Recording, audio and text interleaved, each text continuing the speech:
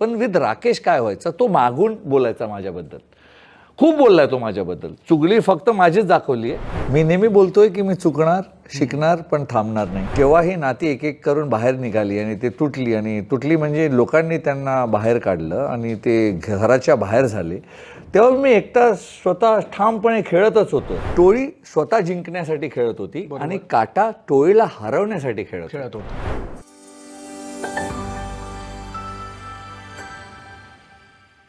नमस्कार, मी नितीन मोरे लेट्सअपमध्ये तुमच्या सगळ्यांचं स्वागत करतोय.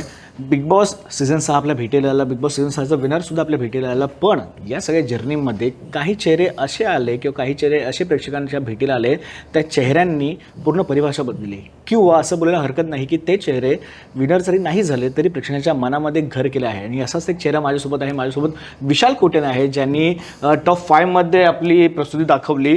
काही कारणामुळे ती ट्रॉफी हातापर्यंत नाही पोचली, पण जाता त्या प्रेक्षकांची मनं जिंकून गेली. असो विशाल, मी थेट मुद्द्याकडेच येतो की काय घडलं असं नेमकं की 5व्या टॉप 5मध्ये आलास तू. सुरुवातीपासून तू खरंच खूप चांगल्या पद्धतीने आम्हाला दिसत होतास. प्रत्येक टास्कमध्ये तुझा पुढाकार असायचा, प्रत्येक घरच्या चर्चेमध्ये तुझा पुढाकार असायचा. पण शेवटी असं काय घडलं किंवा शेवटच्या आठवड्यामध्ये असं काय झालं जिकडे आम्हाला विशाल एकदम शांत दिसला, थोडा तो संथ दिसला, जरा शांतता आम्हाला त्याची जाणवली. यामुळेच की काय ट्रॉफी आता तो निघून गेला असं वाटतं तुला? ट्रॉफी का गेली ते मला माहीत नाही आहे. जनताला जे आवडलं ते त्यांनी केलं. मी शांत झालं कारण मी शिकलो. मी नेहमी बोलतोय की मी चुकणार, शिकणार, पण थांबणार नाही. आणि मी तसंच मला अँगर इश्यूज होते जेव्हा या घरी आलो. पण या घराने मला खूप पेशन्स, खूप प्रेम, खूप सगळं काही शिकवलं की प्रेम कसं करायचं, शांत कसं व्हायचं, पेशन्स कसं ठेवायचं. आणि तो विशाल तुम्हाला बहुतेक लास्ट 2 आठवड्यात दिसला. तर तो लास्ट 2 आठवड्यात तुम्हाला जे दिसलं ते जे घराने विशालला घडवलंय ते दिसलं. नक्कीच. म्हणजे कसं असतं ना की जेव्हा घरामध्ये आपण जातो ना तेव्हा वेगवेगळ्या धाटणीचे लोक भेटतात, प्रत्येकाचे विचार वेगळे, सगळ्यांसाठी ते सगळे नवीन असतात. पण या सगळ्यामधून काही लोक आपल्यासोबत अशी जुळली जातात आणि शेवटपर्यंत आपल्यासोबत राहतात. म्हणजे तुमच्या गँगबद्दल काय बोलायच नको, कारण का प्रत्येकजण तुमच्यासाठी उभा राहायचा. पण असं वाटतं का की याच गँगला जर बाजूला सारून मी माझं स्वतंत्र खेळलो असतो तर आजचं काहीतरी चित्र वेगळं असतं, किंवा जे ॲलिगेशन्स विशाल कोटेंवर लागले ते ॲलिगेशन लागले नसते? It's a part of the game. जेव्हा तुम्ही पुढे जाता ना तेव्हा मागून खूप लोक तुमच्याबद्दल बोलतात. ते मागून बोलतात म्हणून तुमच्या मागे आहेत. तर मला असं वाटतं की मी ग्रुप बनवलं, मी इथून गेम खेळलो आणि इथून नाती बनवली आहे. आणि इथून नाती बनवतात ना तेव्हा ते नाती नेहमी तुमच्या बरोबर असतात. मी गेममध्ये नाती बनवली, नात्यांचं गेम नाही खेळलो कधी. अच्छा. आणि म्हणूनच ते सगळे माझ्या बरोबर आहेत. एकटाच खेळलो कारण जेव्हा ही नाती एक एक करून बाहेर निघाली आणि ते तुटली, आणि तुटली म्हणजे लोकांनी त्यांना बाहेर काढलं आणि ते घराच्या बाहेर झाले, तेव्हा मी एकटा स्वतः ठामपणे खेळतच होतो. तर माझं इंडिव्हिज्युअल गेम नेहमी दिसलंय. लोक असं बोलतात की टोळी विशालने बनवली आहे, विशाल टोळीचा सरदार आहे. कोणीच हे नाही बोलत की टोळीने विशालला बनवलं आहे. तर माझं गेम तसंच आहे, मी तसंच खेळणार आहे. मी खूप रिअल आहे. मी बोलत नाही की मी परफेक्ट आहे. मी चुकणार, पुढेही चुकणार, त्याच्याहून शिकणार. बरोबर. आणि परफेक्ट मला व्हायचं पण नाही. तर मी जसं आहे तसाच आहे आणि असंच रिअल पण आहे. तर मी तर फक्त जगलोय.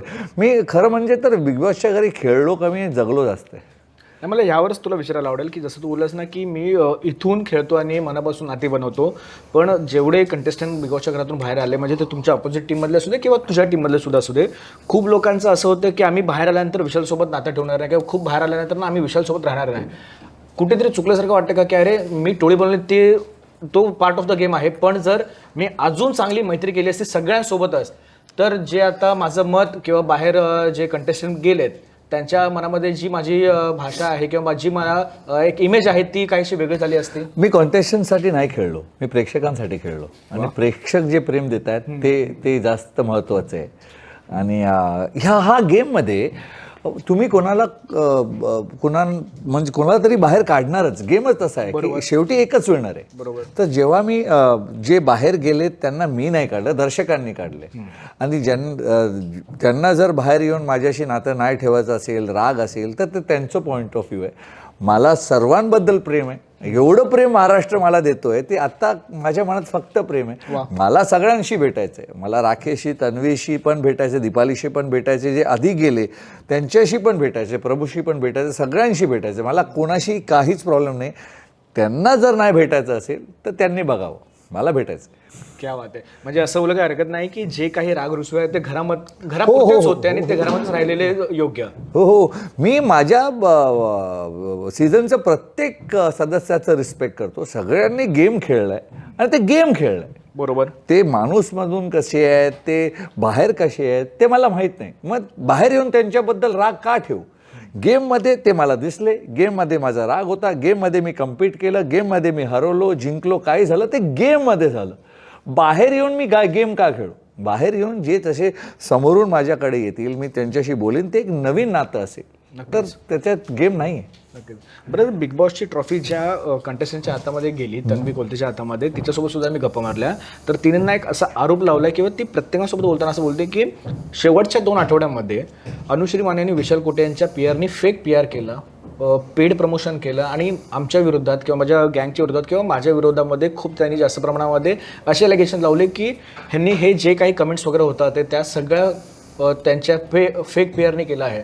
बाहेर आल्यावर तुला या संदर्भातलं काही कानावर पडलं की काय? कसं जर पडलं असेल तर विशाल कोटियन कंटेस्टंट आणि विशाल कोटियन एक प्रेक्षक म्हणून या सगळ्या बाजूकडे कशा पद्धतीने बघतो? एकतर तन्वी कोलते जेव्हा असं बोलते की विशाल कोटियनचे पीआरने बाहेर काहीतरी केलंय, घरात असून मी जर पीआरशी कनेक्ट होऊ शकलो असतो तर मी खूप काय केलं असतो. बरोबर. त्या घरात असून तुमचं बाहेरचं कनेक्शन तुटतं. हे फॉर्मॅट आहे बिग बॉसचं, इंटरनॅशनल फॉर्मॅट आहे. म्हणजे ते मराठी बिग बॉसवर हे सांगणं की घरात असून तुम्ही बाहेर पीआर बरोबर कनेक्ट करताय, ते मेकर्सवर खूप मोठा आरोप आहे. तसं नाही. तर तन्वी अशी का बोलली मला माहीत नाही. कारण जर मी घराच्या आत असून पीआरशी कनेक्ट करू शकलो असतो तर खूप जास्त केलं असतं मी, पण ते संभवच नाही. आणि बाहेर येऊन मी पैसे नाही वेस्ट करणार.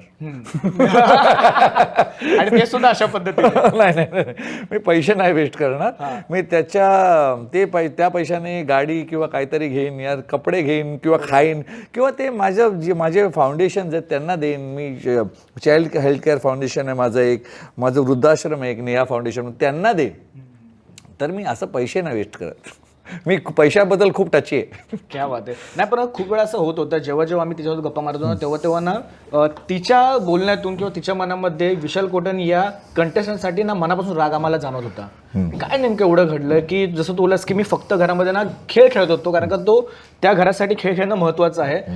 आतमध्ये दिसलेल्या कोणत्याच व्यक्तीबद्दल माझ्याशी वाईट मत नाही, पण असं काय होतं किंवा असं काय झालं नेमकं की विशाल कोटन हा खूप लोकांच्या नजरेमध्ये म्हणजे हे वगैरे लागलं?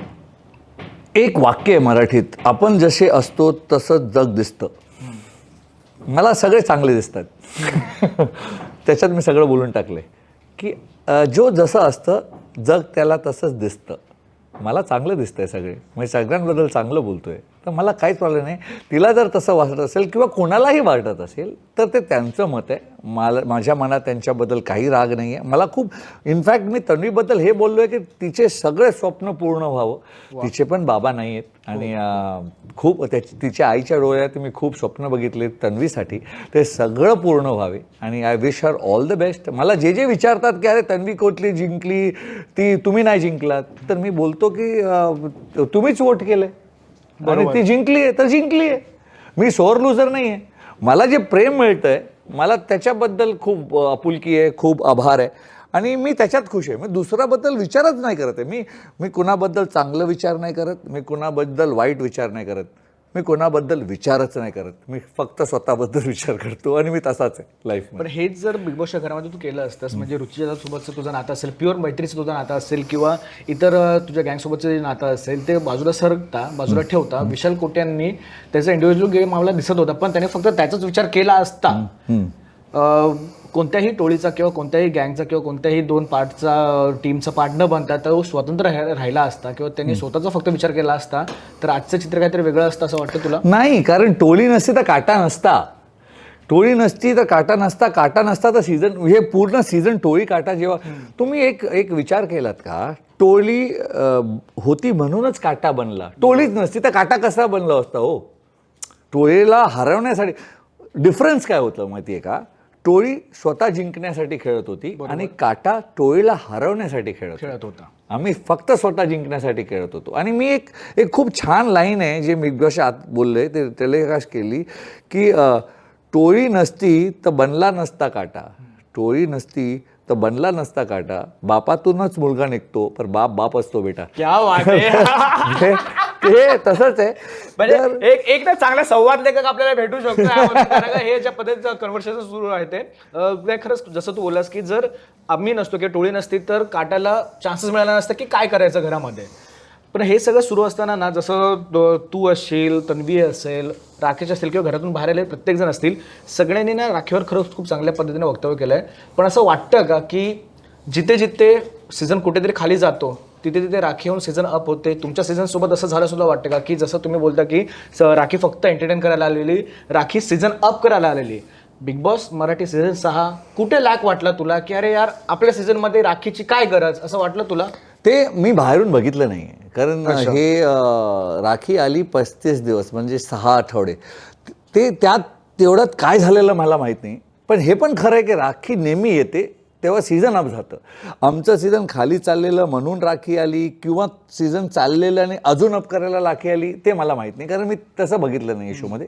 पण राखीचं एक आतून मी बोलू शकतो जे आम्ही फील केलं आहे. काय होतं ना की आम्ही एकमेकांशी कम्पीट करतो, मी तन्वी, मी राकेश, कोई एकमेकांशी कम्पीट करत असतो तेव्हा आम्ही कम्पीट करतो आणि विसरतो. राखी आल्यानंतर ते विसरू देत नाही, ती ऑन द टोस ठेवते तुम्हाला. म्हणजे झोपण्या नंतर आणि उठण्याच्या आधीच तुम्हाला शांतता असते. बरोबर. त्याच्यानंतर आणि त्याच्या आधी राखी सावंत असते. असं होतं त्यात घरात. आणि शी कीप्स ऑन टोज आणि गेम सोडत नाही, करत काही ना काही करत असते आणि गिव्ह इट टू हर. पण तिचं अजून एक आहे, ती गेम जिंकायसाठी नाही येत, ती एंटरटेनमेंट, तिचं माइंडसेटच तो आहे. ती जिंकायसाठी येतच नाही, ती गेम अप करण्यासाठी, ती एंटरटेनमेंट करण्यासाठी, ती कंटेंटसाठी, ती दर्शकांना दाखवण्यासाठी येते. आणि तेच कुठेतरी मला तोडायचं होतं. मला असं वाटलं की प्रत्येक सीझनमध्ये ही फिनालेपर्यंत पोचली आहे, या सीझनमध्ये हिला फिनालेपर्यंत पोचू देणार नाही. ती खूप छान मैत्रीण आहे माझी, खूप छान, म्हणजे 10 वर्षाची मैत्री आमची. तर आय नो की ती काय करणार आहे. तर हिला फिनालेपर्यंत पोचल्या देणार नाही. आणि फिनालेपर्यंत पोचली तरी ती बॅग घेऊन जाणार आहे. ती बॅग, तिची नजर बॅगवर असते, ती बॅग घेऊन पळणार आहे. तर मी तेच, म्हणजे माझं प्रयत्न होतं की तिला फिनालेपर्यंत नाही पोचू देणार. आणि ते झालं की ती फायनलमध्ये नाही पोचली. आणि पहिल्यांदा झालं आहे असं, राखी जेव्हा जेव्हा आली आहे फिनालेपर्यंत पोचली, यावेळी पोचली नाही आणि तिला बॅग उचलू दिला नाही. आणि बाहेर येऊन मी तिला बोललो पण की तेरको नाही दिया तेरको. आणि खूप मैत्री आहे आमची, ती माझ्यासाठी काही करणार, मी तिच्यासाठी काही करणार लाईफमध्ये, एवढी चांगली मैत्री आहे. आणि गेम होतं, मजा आहे तिच्यावर खेळायला. बरोबर. प्रत्येक जणांना मी हा प्रश्न विचारतो की बिग बॉसच्या घरातून तुम्ही काय शिकून आलात, बिग बॉसच्या घरातून तुम्हाला कसं घडवलं बिग बॉसच्या घराने वगैरे. तू सुद्धा बोललास की मला बिग बॉसच्या घराने संयम दिला, मला शांतता दिली. पण अशी कोणती गोष्ट आहे जी विशाल कोठेन बिग बॉसच्या घरामध्ये सोडून आलाय आणि त्याचं असं आहे की आता ती त्याच घरामध्ये राहू दे, मला ती गोष्ट घराच्या बाहेर नाही काढायची, अशी कोणती गोष्ट आहे? माझा राग. म्हणजे आता विशाल कोठेन खऱ्या अर्थाने शांत झाला असं बोलू शकतो? खूप शांत झालाय, खूप संयम आलाय त्याच्यामध्ये. आणि तुम्ही प्रश्न विचारलं, मला अर्धा सेकंड पण नाही लागलं उत्तर द्यायला. माझा राग, माझं ती आतून एक आग होतं, ती त्या घरात मी सोडून आले. ते लहानपणापासून होतं माझ्या आत. कारण काय की लहानपणापासून ना, मी जेव्हा 15 वर्षाचा होतो तेव्हा आई गेली. त्याच्यानंतर मला माझ्या बाबांनी खूप चांगलं वाक्य बोललेलं. जेव्हा रितेश देशमुख सरने त्यांना विचारलं, जेव्हा माझं एलिमिनेशन झालं, बाबांनी केलं ते एलिमिनेशन, आणि ते त्याचं मागे खूप डीप मिनिंग आहे. माझं एलिमिनेशन झालं आणि रितेश सरनी माझ्या बाबांना विचारलं की काय लगता है तुमको, कसा खेळला विशाल. माझ्या बाबांनी सांगितलं की जैसे बचपन से दुनिया ने उसको सिखाया वैसे खेळा. वा. हे बहुतेक लोकांना कळलं नाही. मला कळलं काय बोलतायत ते बोलत होते की लहानपणापासून त्याला हक्काचं त्याला कोणी दिलंच नाही. त्यांनी नेहमी हक्काचं घेतलंय. त्यांनी जे वाईट केलं ते तुम्ही त्याला सांगितलं की तू वाईट आहेस, तू वाईट आहेस, तू वाईट आहेस. जे चांगलं आहेस ते त्यांना दिलं नाही. मग तो हक्काने घ्यायला लागला. ते शिकला की छीन के कैसे लेते. आणि तसाच आहे तो या घरात. या घरात पण जेव्हा त्याने वाईट केलं, तुम्ही बोललात हा वाईट आहे, हा चुकीचा आहे, हा चुकीचा आहे. आणि जेव्हा चांगलं केलं आणि त्यांनी घेतलं, तुम्ही बोललात त्याच्यामध्ये अहंकार आहे, ह्याच्यामध्ये मी पण आहे. अरे हक्काचं घेणं आणि सांगणं की मी केलंय, मी घडवलंय, त्यात काय आहे मीपणा. तुम्ही त्याला बोलता टोळीचा सरदार. आणि जेव्हा तो बोलतो की मी टोळी बनवली आहे, तुम्ही बोलता हे याच्यात मी पण आहे. तुम्हीच बोलला टोळीचा सरदार मला काही फरकच नाही एका तुम्हीच बोललाय टोळीचा सरदार आहे तू. आणि जेव्हा तो स्वतः बोलतोय त्याच्यात अहंकार कसा, तो त्याचा हक्क आहे, त्याने घडवलंय ते, त्याला द्या. आणि तेच आहे माझं तसंच आहे. तर या घरात मी आपला राग सोडून आलोय. मी खूप मनापासून शांत आहे, खुश आहे. आता फक्त प्रेम भरलंय आणि एवढं प्रेम महाराष्ट्र देत आहे ना, तर माझ्या मनात आता तुम्हाला माझ्या चेहऱ्यावर दिसेल नक्कीच. की फक्त एक हसी आहे आणि खूप खुश आहे. म्हणजे असं बोलायला हरकत नाही की ज्या पद्धतीने महाराष्ट्राने तुला प्रेम दिलंय, जे देत राहतंय तेवढंच प्रेम आता विशाल महाराष्ट्राला द्यायला सुद्धा रेडी आहे. मी महाराष्ट्राच्या प्रेमात आहे. महाराष्ट्र सगळं काही आहे माझ्यासाठी. आईसारखं माझ्या मागे उभा आहे यार. कुशीत घेतलंय, अजून काहीच नकोय मला. बरं, रागाचा जो विषय बोललास तू, तर आम्हाला दरवेळेला दिसत आलंय की तुझा राग हा बिग बॉसच्या घरामध्ये फक्त आणि फक्त राकेश बापट ह्या व्यक्तीवरच दिसत होता. तू इतरांना सगळ्यांवर रागवायचा, सगळ्यांसोबत तुझी मतभेद व्हायचे. पण एक बोलतात ना की जेव्हा एखादा आपण खेळ खेळतो ना, तेव्हा कुठे ना कुठेतरी ती मनामध्ये राग असतो की भाई मला ह्याला हरवायचं आहे. नेमकं असं काय व्हायचं की राकेश दिसला समोर की विशाल कोट्यांचा पारा थोडासा वरती चढायचा? तर काय होतं ना लाईफमध्ये, जेव्हा तुम्हाला एक राग जे असतं ना ते आत ठेवता, ते काढायला एक माध्यम पाहिजे असतो. जर तुमचं आणि माझं भांडण झालं तर मी तुमच्यावर राग काढणार, संपला. मग मला तुमच्यावर राग नाहीये, कारण ते निघालंय.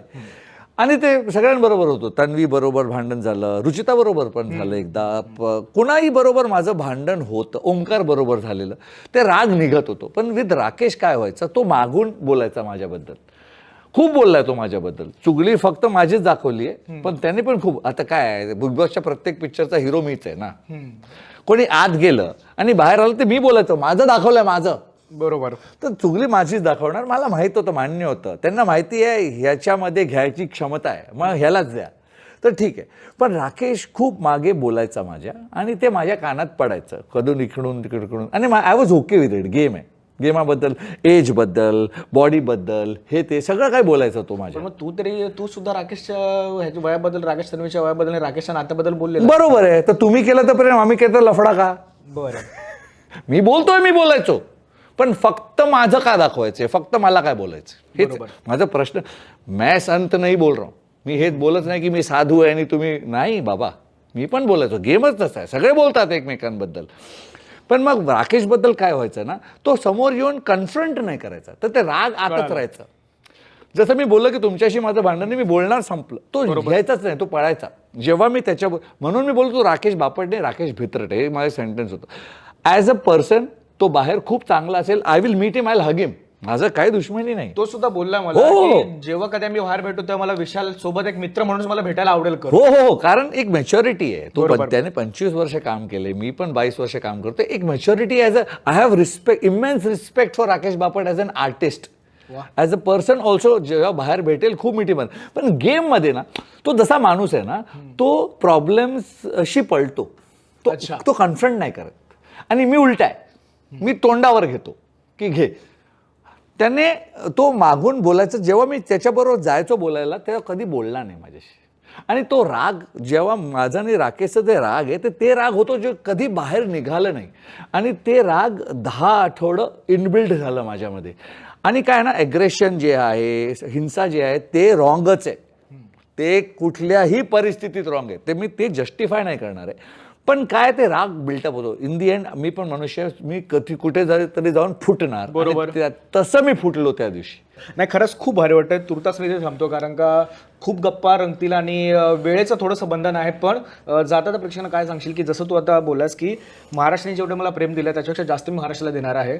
एक नवीन प्रवास सुरू होतो विशाल तुझा मराठी इंडस्ट्रीमध्ये, आम्हाला बघायला तुला लवकर आवडेलच. तर काय सांगशील, कोणता आता प्रवास सुरू असणार आहे आणि प्रेक्षकांसाठी काय घेऊन येणार आहे विशाल कोट्यान?